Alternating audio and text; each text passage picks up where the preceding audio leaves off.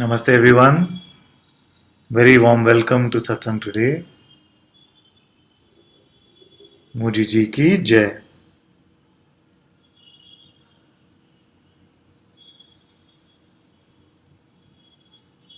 Thank you all very much for joining in.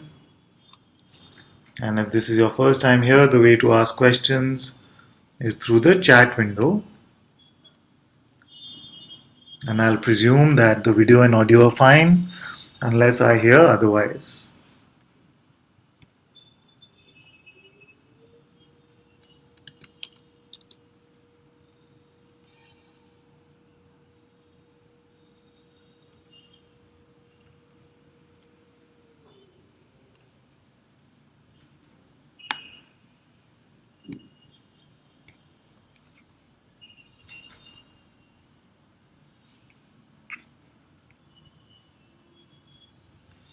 All right, namaste, namaste. Very good. And if this is your first time here, also remember that there is a lag between the chat and the video. So the video will be 1 minute behind the chat usually.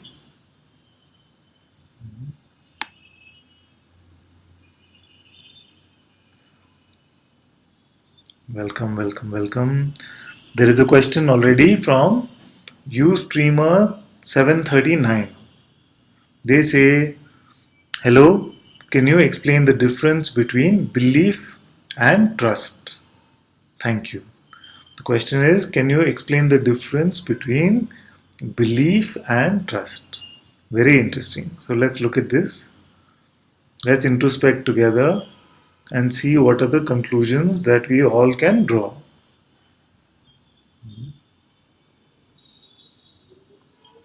So when there's only awareness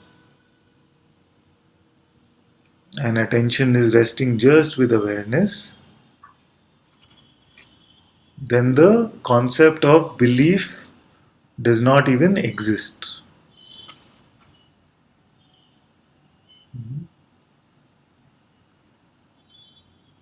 Now, with the birth of the sense I am, or the birth of beingness itself, along with the birth of the phenomenal universe, there is also the birth of these forces called attention, belief. You see this? In deep sleep, there is no attention and there is no belief. But with the birth of consciousness itself, the forces of attention, belief, identity, all these forces also come into play. And very few beings have actually explored these because they are always taken for granted. But each of them have some qualitative differences.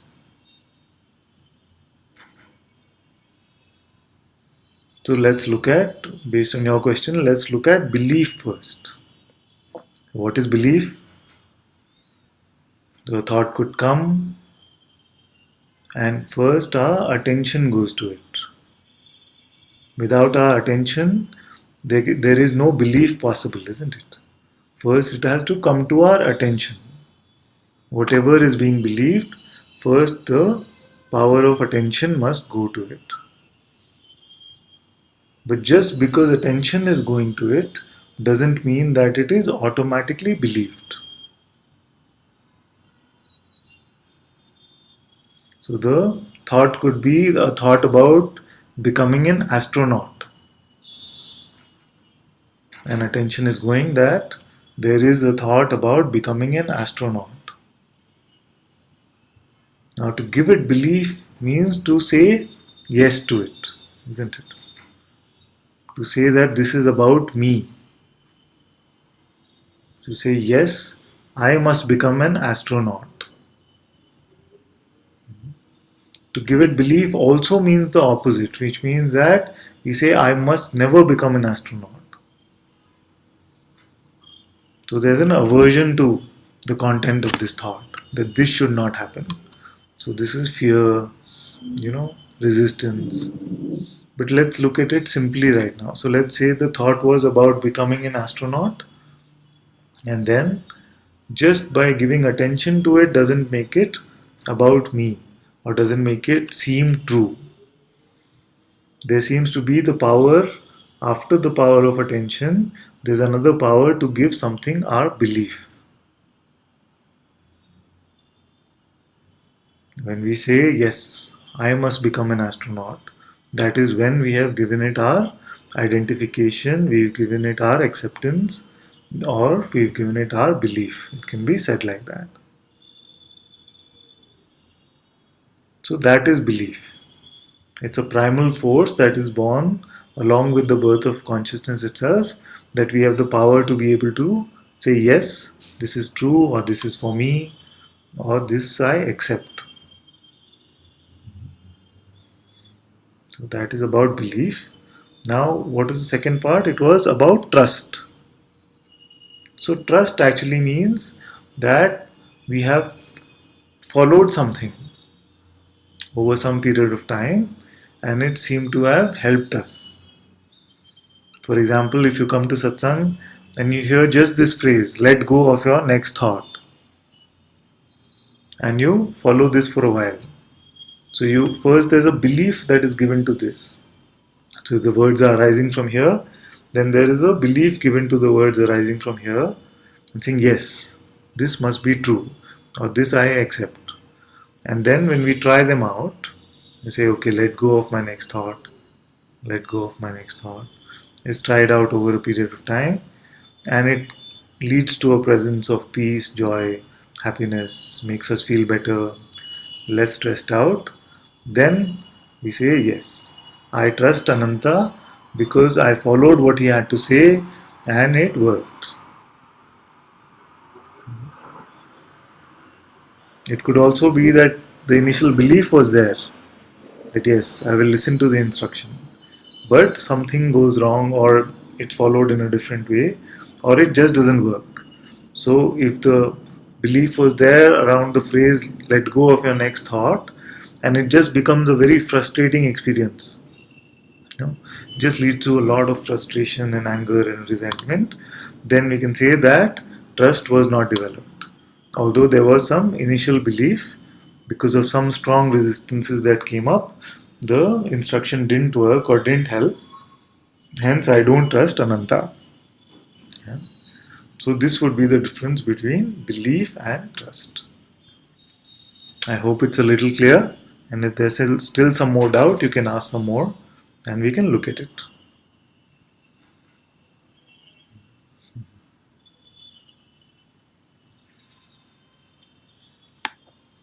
Okay, let me scroll down.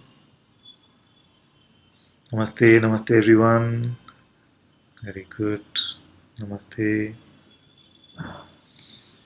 Rashmi says there is still some confusion about actions following thoughts. So, what is the confusion about? Is it that you feel that actions follow thoughts? Or is it that you feel that how could it be that actions follow thoughts? Which way is the confusion tending?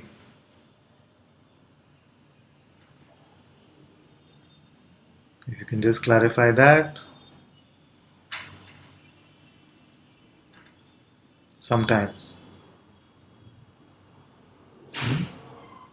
Sometimes means sometimes it feels like actions are a result of our thoughts. Yes. And initially, this understanding is okay. Initially, this understanding or this type of knowledge is okay to believe that it is my actions which is my thoughts which are causing my actions. And hence, when we let go of our thoughts, then actions also happen on their own.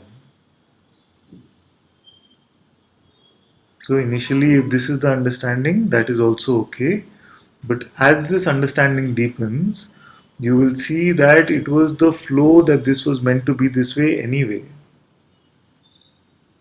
And it has always been just momentarily appearances will come. So the appearance could be of a thought or the appearance could be of an action.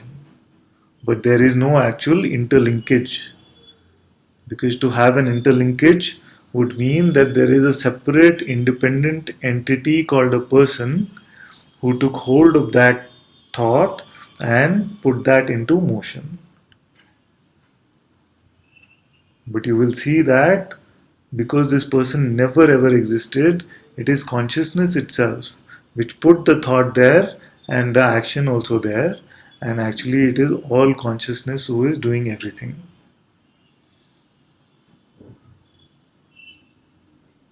So, this is what is called the post hoc ergo propter hoc fallacy, which is Latin, which means that the fallacy is that just because something follows something else, it must be the result of what it follows. That is the fallacy. So, just because it seems like action follows thought, it must be the result of the thought. But you don't have to force this understanding. This insight will reveal itself. And with this insight actually revealing itself, you will see that the law of karma does not apply. It applies only to the concept of a person. It is not true in reality, because the law of karma rests on this principle that actions are a result of thought.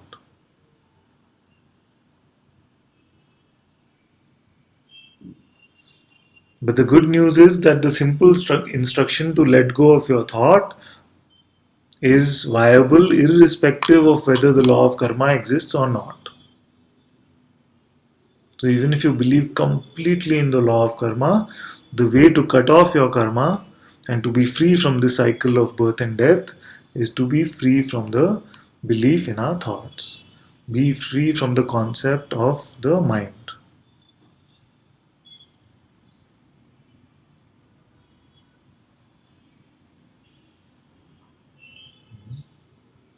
So, as doership, as you see that all of this is just an appearance,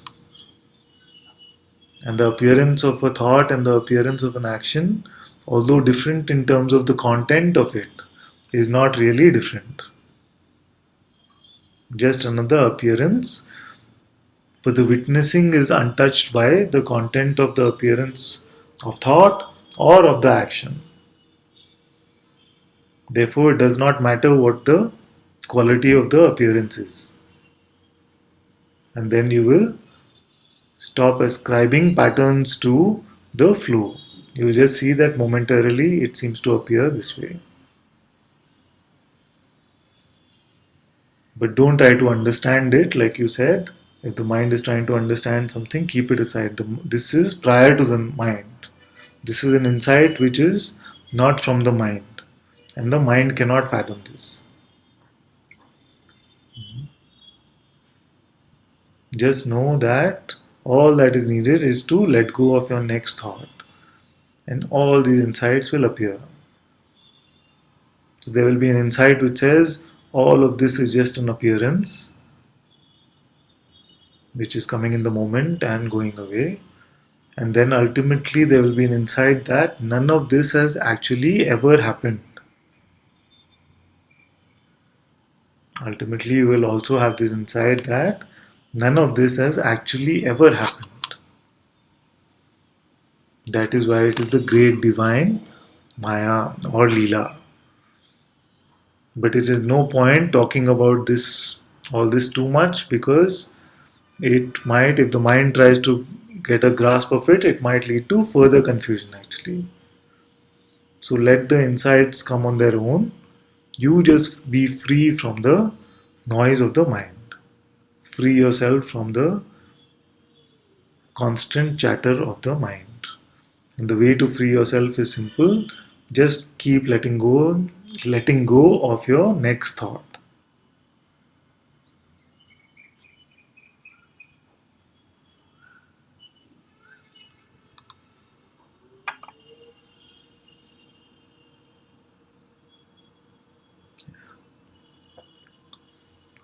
Atma says, still sometimes, like yesterday, I felt a strong nervousness when one situation happened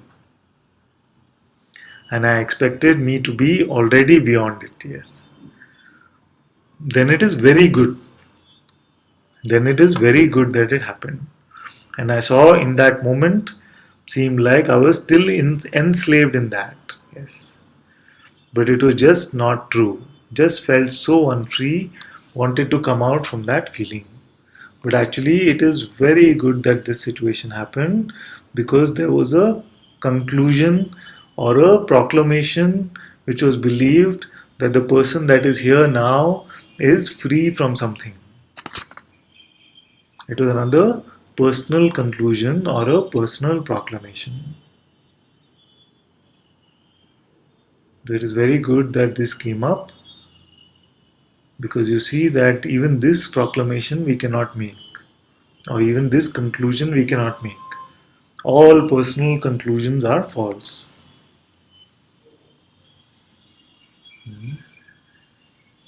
All personal conclusions are false.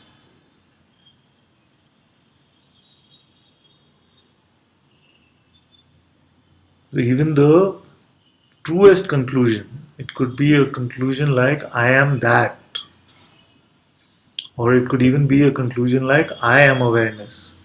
But if it's still coming from the person saying this, that the person has now become awareness, then it is still false.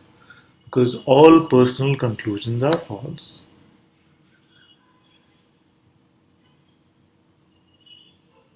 You see this?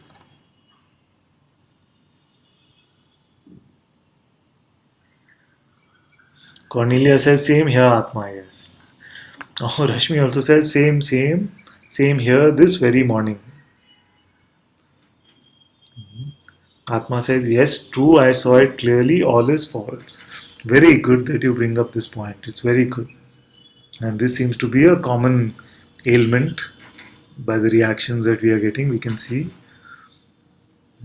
So, any conclusion you can make about the person is just another perpetuating belief for the false one or for the imagined one. If you have really seen that the imagined person just does not exist, then who are we saying is beyond it? Who are we saying is untouched by nervousness or fear or any? We can replace nervousness or fear with any conclusion that we can make about ourselves.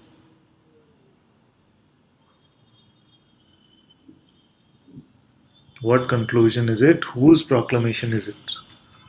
Is it that we are saying that being is now free, but being was always free?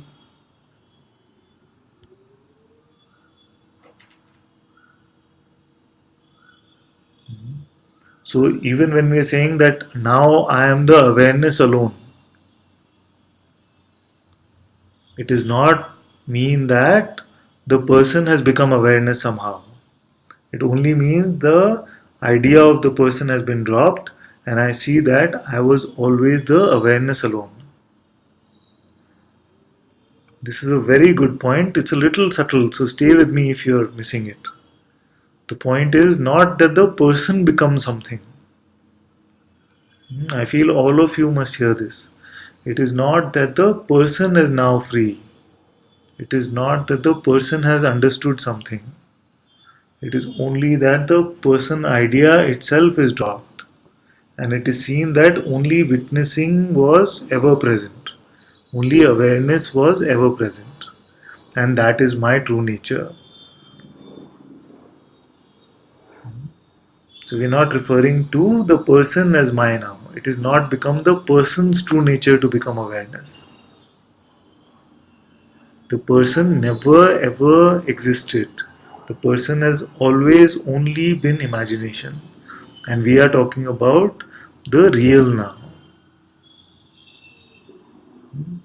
I hope this is clear and we can keep talking about this because this seems to be a common thread which comes up this week. That there are many people who are now understanding it. But the point is now this person itself must be shown the door. There's not so much interest for people to be understanding it.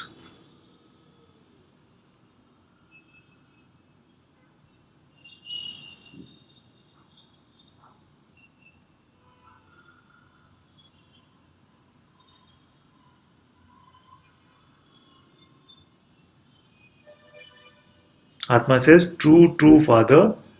All which comes from personal space are false. Exactly. Exactly. All conclusions about the person, all ideas about the person, no matter how glorious they might sound, are still false. You must all be completely clear about this.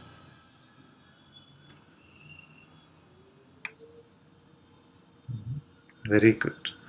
You streamer. Okay, Kapil says this happens very often here as well. It's very good that it's getting exposed in satsang, because if this just becomes, even at the end of the journey, it seems like the person has become free, then the journey is not complete. The journey, which actually never really started, because your true nature is awareness itself, but the seeming journey is not complete.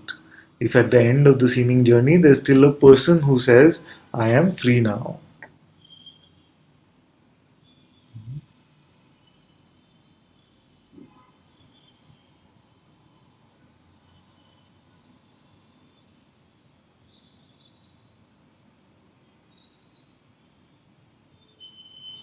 Very good. Ustreamer63 says, very true, thank you. Atma says, true.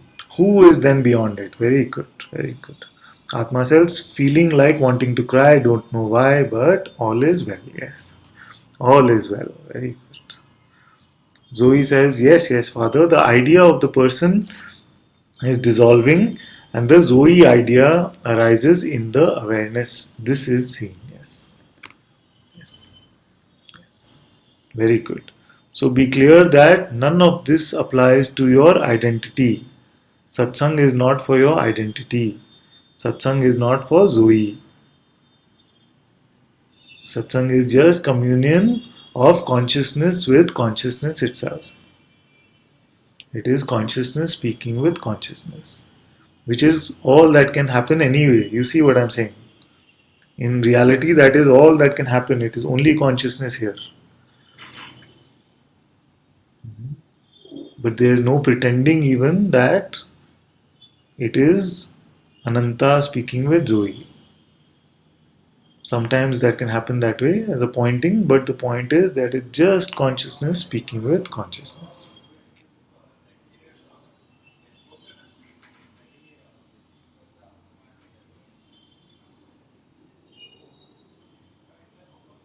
Cornelia says, yes, without the person there is no problem. Very good. Yes. Consciousness is unable to have a problem actually.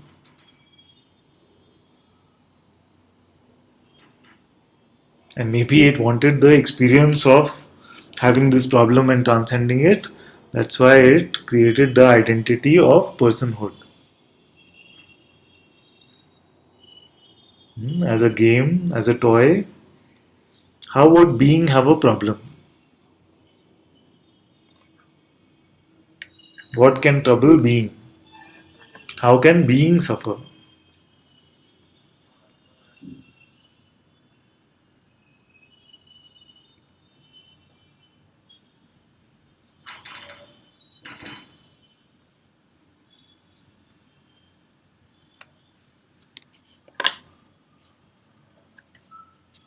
Can anyone find a way to make being suffer? I would be very interested in this.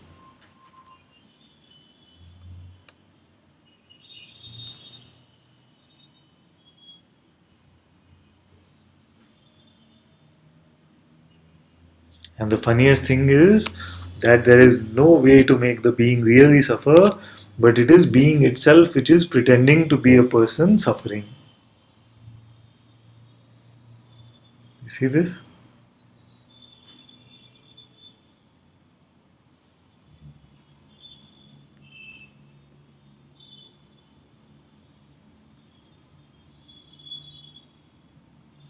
I wonder if all of this is too far out for some of you, and if you feel it's becoming a little abstract and difficult, we can try to come back to the basics and explain what we are speaking of.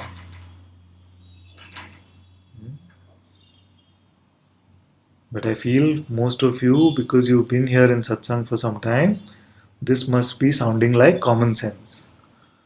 So I don't want to make it too basic unless somebody feels that this is a little abstract and you want me to start from the basics again. And if there's a fear, peer pressure in exposing this, then you must overcome this fear now and expose if this is true for you.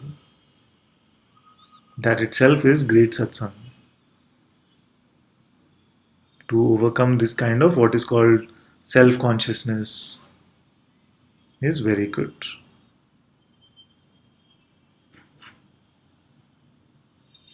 Ajani says trouble means an opportunity to transcend any identification. How wonderful! How wonderful! Look at that. Look at that.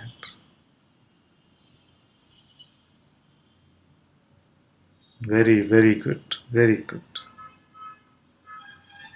Rashmi has to leave now. See you tomorrow. Good. Mhm.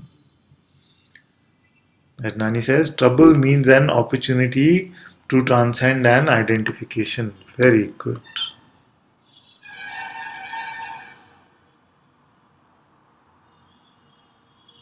And with this understanding, there is a complete openness because you will not resist anything that appears.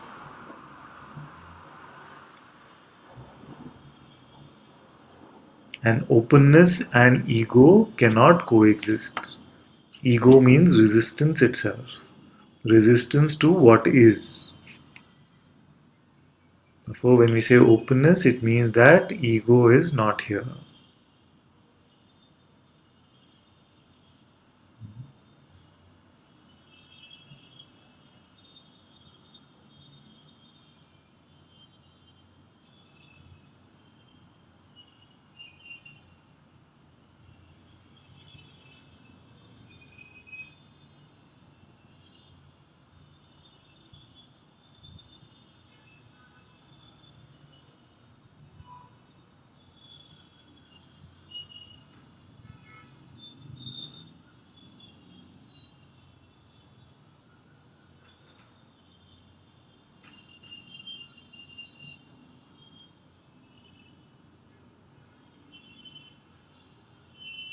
Jayani says, Namaste, Father, not able to be in the whole satsang, but will catch up later. Yes, that's fine. Love you so much. Love you too.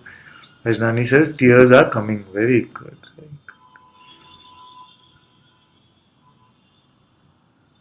So wonderful.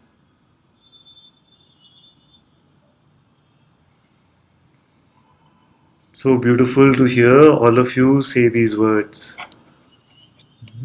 It is the Sadguru in your own heart which is starting to speak through you. Very good. Trouble means an opportunity to transcend any identification. Just with this simple understanding, you cannot suffer now because there is an openness to all situations. And suffering cannot exist when there is openness. Suffering means a resistance to what is.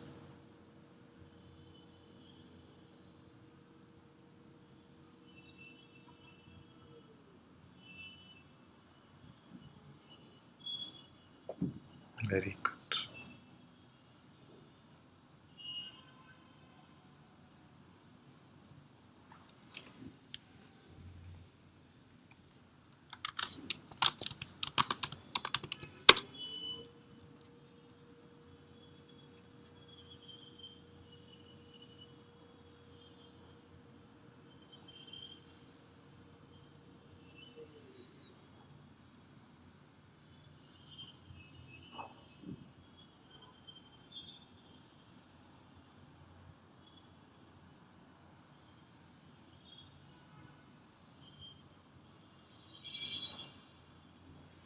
Ustreamer63 says, how to overcome fear during bad situations.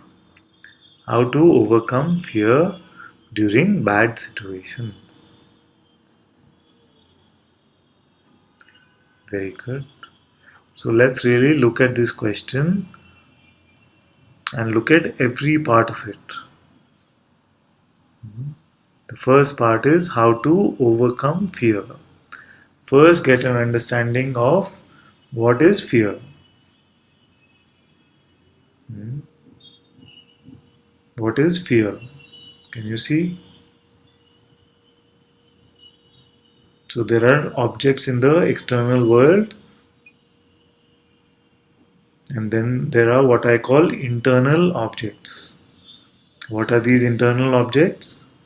They are like thoughts, imagination, memory, emotion, and one of the emotion which can be perceived is the emotion of fear.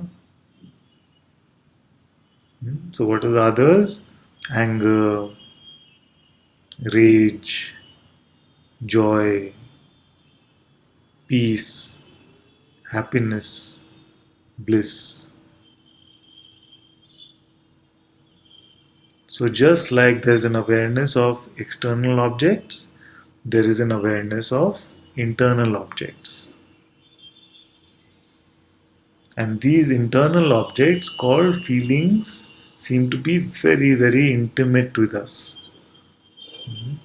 Now, most of us have a fair amount of distance, it seems, from thoughts. But for some of us, feelings still seem very intimate. But you will see as you stay in satsang that even all of these feelings are just appearances. So rather than saying that I am feeling fear, first we must see that it is actually that the emotion of fear is arising. But the witness of this emotion of fear is untouched by this fear. Just as it is untouched by external objects, just as it is untouched by internal thoughts and imaginations and dreams, in the same way it is untouched by this emotion of fear also. And then once we see that in reality what I am is the witnessing itself is untouched by this feeling of fear, then we will lose our fear about fear. And it will not be resisted because what arises can persist only if it is resisted.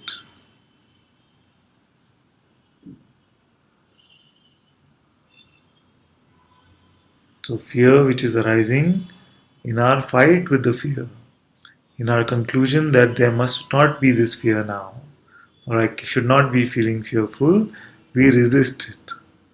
And in this resistance, we seem to make it last longer actually. But if it is just, we're just completely open as space itself. If you were to see that you are infinite space in which all is allowed to arise and go, then you would not resist it. You would say, come, show me what you have to show me. Be completely open. And then you will see that it doesn't last at all. It doesn't last at all. With no resistance, it is just coming and going just like any other thought. But when we make it a personal battle, that I need to stop this fear should not come, I need to do some therapy for it, then it becomes more of a longer struggle. So that is about the first part. The second part is you say during bad situations, and no situation actually is bad. This might sound a little strong to the mind, but the truth is that no situation actually is bad.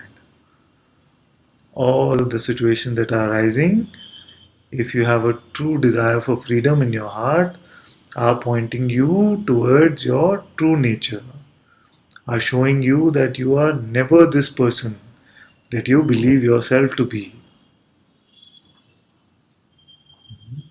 So, actually, what we usually call bad situations are situations full of grace,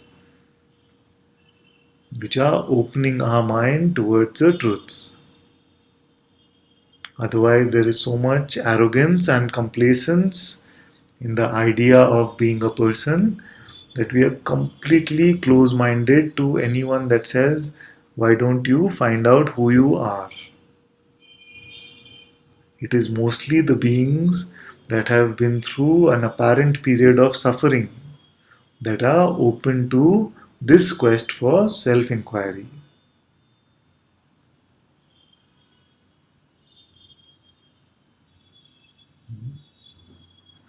So, what we are labeling as bad situation, and sometime you will see that you learned so much from it and you're so much more aware of your own true nature. It is the grace on the path of self discovery. So don't label it as bad or good. It's just another appearance for what you truly are. And it is crushing the idea of the ego. It is crushing the person idea. So all thoughts that you believed yourself about yourself will now get dissolved. And you will see that you are the pure awareness itself, untouched by any of the content of this movie. This movie is playing, and we are saying this is bad scene, this is good scene, this is bad scene, and getting personally involved. And you start crying in the bad scenes and laughing in the good scenes. You will just see it as a movie then. It will become like a happy dream. Hmm? So Bindu says, thank you so much. Your words mean a lot. Very good. Very happy to have you in satsang. Very good.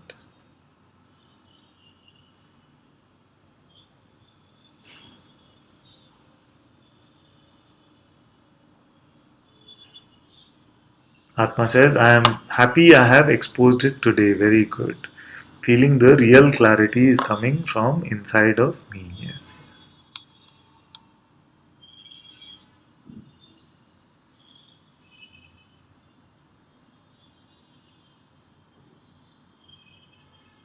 very good.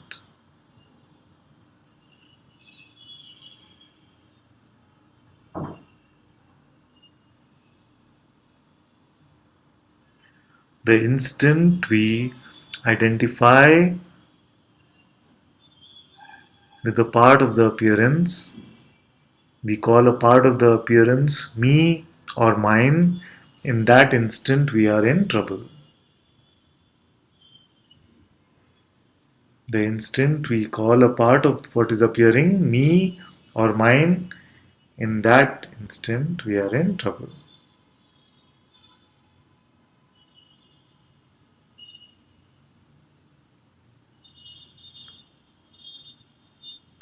And trouble is what? Trouble is only an opportunity to transcend a false identification. So, in the seed of the identification itself, there is potential for suffering, which itself is the cure for this identification. So, it's that simple, isn't it? The instant we identify as something which is coming and going, identify ourselves to be part of the appearance, then we have planted the seed for suffering, and it is in the suffering itself that this identification will get cleaned up. Isn't it so beautiful?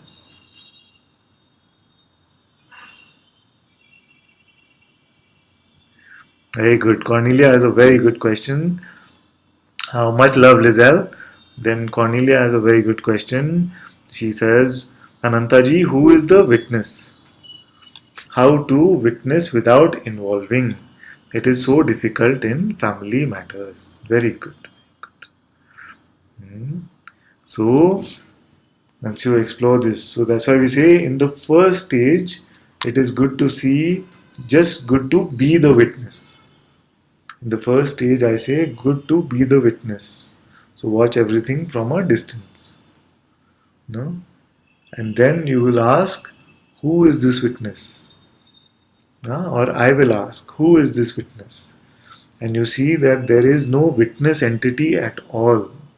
All that is here is the witnessing itself. You were never an entity, you were never a thing, you were not even a witness. You are the pure witnessing itself. But initially, I use the term witness because this becomes too strong medicine right in the first visit to the doctor. So initially, I say be the witness. But after there's some distance between you and the appearance, then it can be asked who is the witness? And the answer is that there is no entity called the witness. All there is a sense of witnessing itself. Awareness is not a thing, it is not an entity, it is only the witnessing. And once you see this, then the second part of your question is automatically answered. You wait for the jet plane to fly past.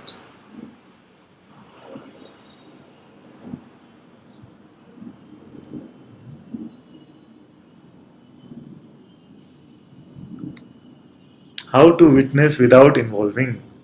It's so difficult in family matters, no. Actually, you cannot stop witnessing. Cannot stop witnessing. If I were to say stop witnessing now, would you be able to do it? No. The witnessing is ever present. What is true is ever present. In the waking state, you cannot stop being. That means the presence of consciousness or God is here always. And in all states, there is pure witnessing. In deep sleep, there is no object to be witnessed, yet the potential to witness is there.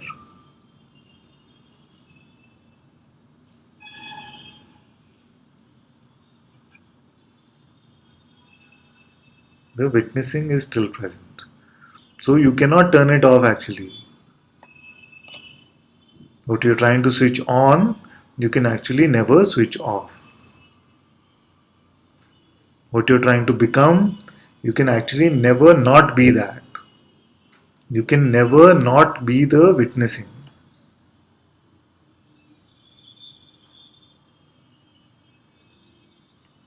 You are always that alone. You can never become the person. Can you become a person and show me? Any of you? Then Cornelia says, something is so scared now for putting this question. Yes. This one can be let go of now. Let it be released. This is not you. This is also being witnessed. The one that is scared is also being witnessed. It is not you.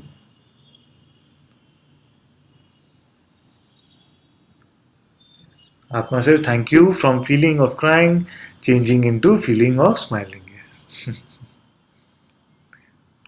Yes. This can happen like this. Crying, smiling, all together, all emotions coming up, getting released is very much possible. Jayani says, Father, I just want to expose this fear that arises about something happening to my children. This has just been such a pointer to identification with motherhood and the mother rule. It comes up from time to time and burns very deep. I am so grateful for this and give it all to you. I all on in all honesty, everything is the same, all emptiness. Yes, it's very good. And don't try to forcefully rid yourself from this identification. I say that this identification with children is a very, very primal identification in all beings, in animals, in insects. Hmm? It is present in all beings. And it is a very primal identification which is part of this realm.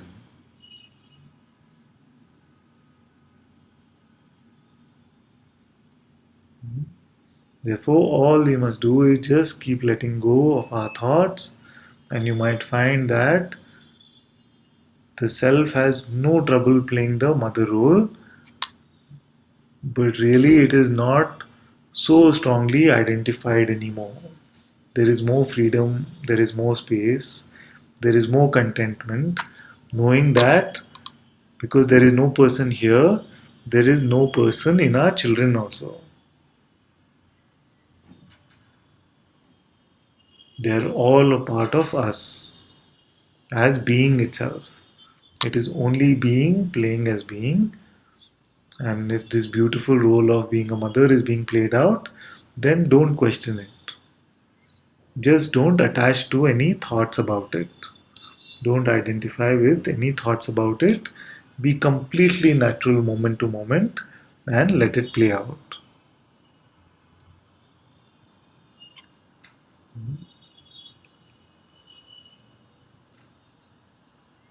It is only the being which is playing all of these roles. It does not need the intervention of any thought. It is the same for all relationships.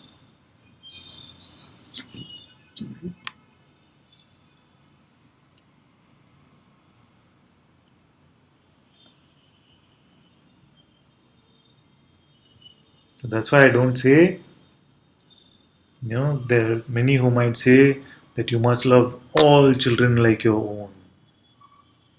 You must love the whole world like your own. You must love, love, love. I don't say that. Because that seems very forced and it seems like it has too much doership involved and a strong ego is given birth. You find many beings which come and say, I love everyone, I love everyone. This I seems so strong still, isn't it? So rather than that, just simply keep letting go of your thoughts and let life unfold naturally the way it is meant to. No need to forcibly love or not love anything.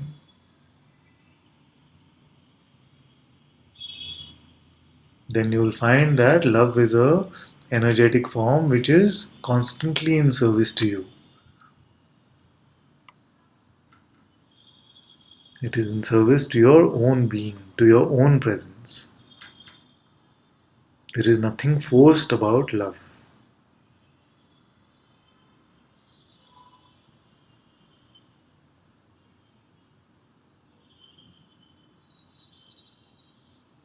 Atma says to be always disidentified by letting go of thoughts. To be disidentified with our thoughts alone is enough actually.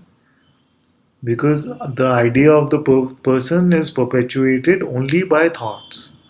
It is nourished only by these ideas. That's why so often we say in satsang, no need to renounce anything except our thoughts. No need to renounce anything except our mind. I never say leave your job, leave your family, go to some ashram, go to some cave. That is not the advice. The advice is only to renounce this tiny insect in our mind which we seem to be catering to all the time. So if we let go of our mind, then all renunciation is done on its own. That is the only renunciation that is required. You could be sitting in the most peaceful cave and still deluding yourself about a person which is achieving some freedom. That is also pure delusion, as deluded as anything else. So, a person, if he's doing it with a sense of personal identification, sitting in a cave and meditating, is as there is no difference between a person who's inside the stock market trying to make some money.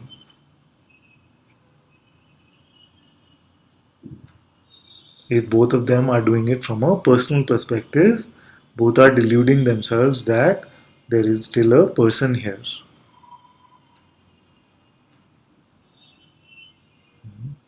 Of course, initially If there's a peaceful environment, it does seem to help us. Thoughts seem to calm down a little bit.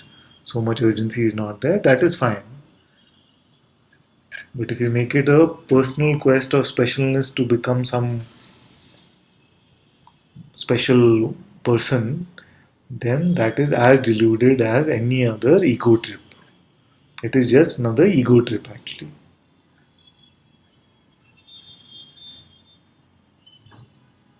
Ajnani says, in my experience, when I witnessed, instead of being a person, the other person is surprisingly changing in a sweetest way. Yes, yes. When the life starts to be seen as a happy dream, then all our relationships will also start reflecting this happiness, peace, and joy. For a while, there might seem to be strong resistance coming from the world and the beings around us. But if we are stable in our own understanding, then soon, everything just starts to stabilize with no fear, with no fear that something could become unhappy or some relationship could go bad. Because if there is still some fear, then it will manifest in the so called external world also. And it is good that it manifests because it is an opportunity to transcend it.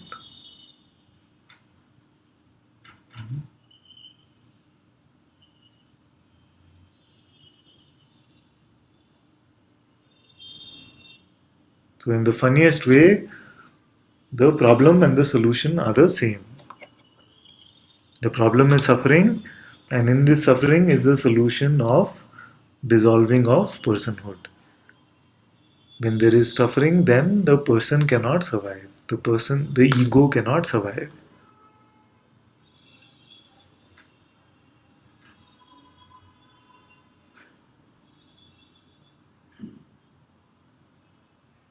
Very good. Cornelia says, so grateful for giving satsang, so grateful, very welcome, my dear. And I am also very grateful that you're able to join. Very good. Ajnani says, yes, it was resistance in the beginning. Yes. In the beginning, it seems very, for most of us, there seems to be resistance. Yes.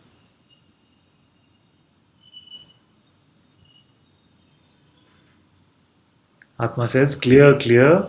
Thank you, very grateful, very welcome, my child.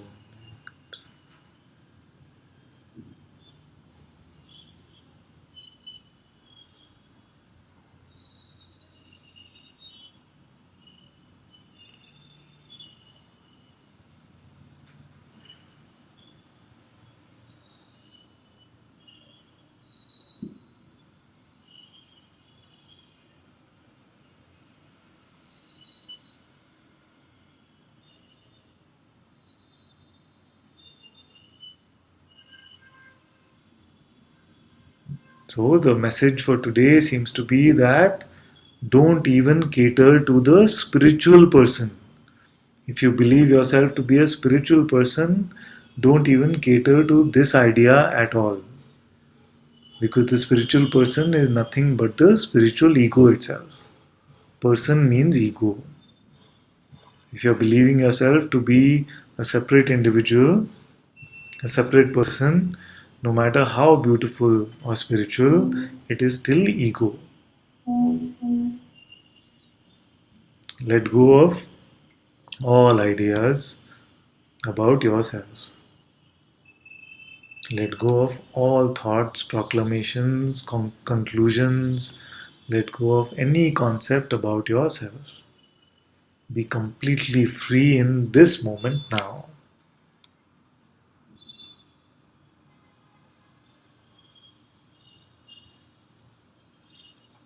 Jyotika says, such a beautiful satsang, Father. Thank you so much. Very good. I'm happy you're able to join. Very good.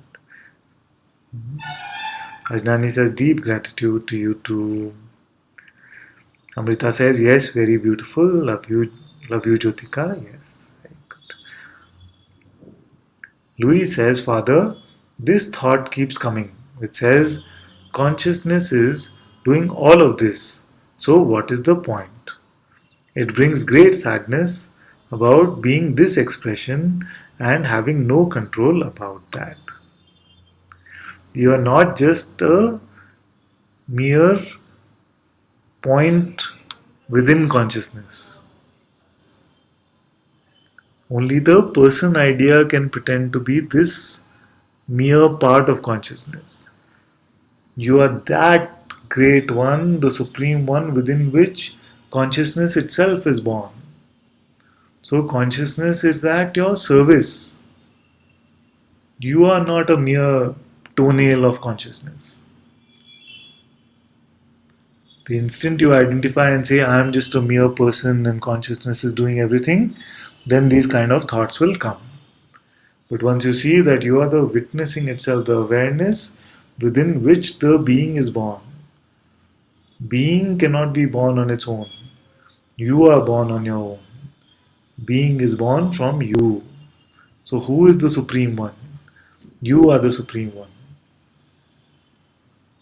Therefore, consciousness itself is in service to you. It is in service for your entertainment, for your joy. So, this one which is saying that I am just a mere speck in consciousness is not true. In fact, that is all that we are saying in satsang, that you are the Supreme One.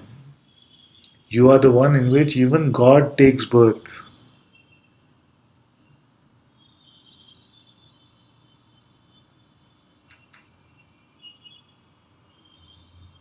We are never saying that you are just this imagined entity. We are saying that let go of the imagined entity so that you see the truth for yourself.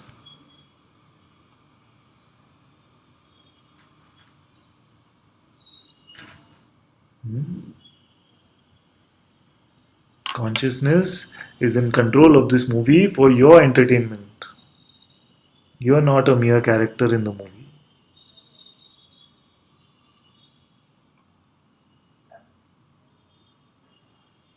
So let go of this one which is saying that I have no control here. You as consciousness are controlling this entire appearance. All phenomena you are deciding. But not from a personal space. No person can ever become consciousness. No person can ever be aware. Because it is only imagined. That's the point, isn't it?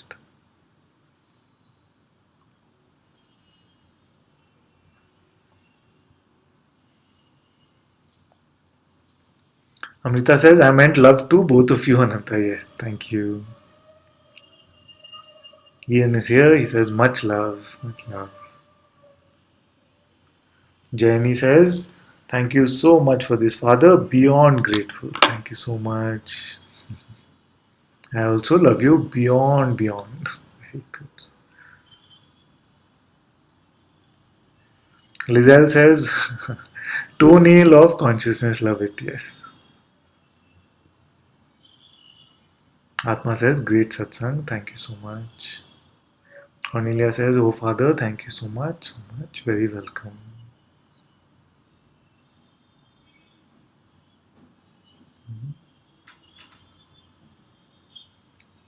Vipke says, thank you so much. Yes, yes. I know I'm out of time, but I just wanted to check in with Louise again to see if her question was answered.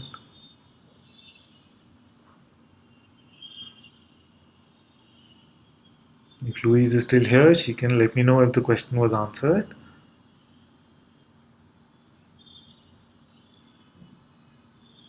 Amrit Gaurav is also here. He says, thank you so much, beloved Anantaji, for satsang. Very welcome, my dear. Jaini says, beyond, beyond, beyond. Yes. Beyond. Ajnani says, thank you so much, Jay. Thank you. Very good. Jaini is saying, Jai Anantaji. Meera is saying, Namaste, much love. Good. So we'll catch up with Louise in the next satsang. Thank you all so very much for joining in today, for beautiful, beautiful presence. Thank you so much. Mujiji ki Jai.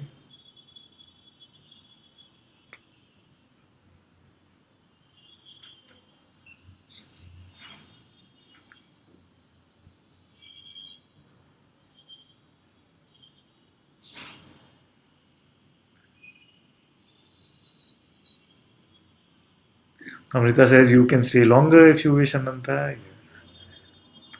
Louis says sorry, father, cannot answer. That's okay. Take your time. I'm here. Huh? You can write to me also. If there's something strong that comes up and you feel a urge to share, you can send me a message on Facebook as well.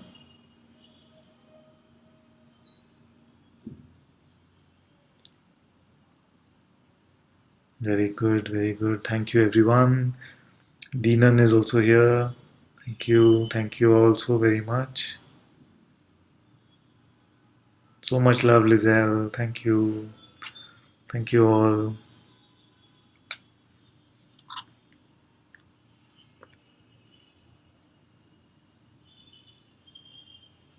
Thank you, Lizelle. Thank you.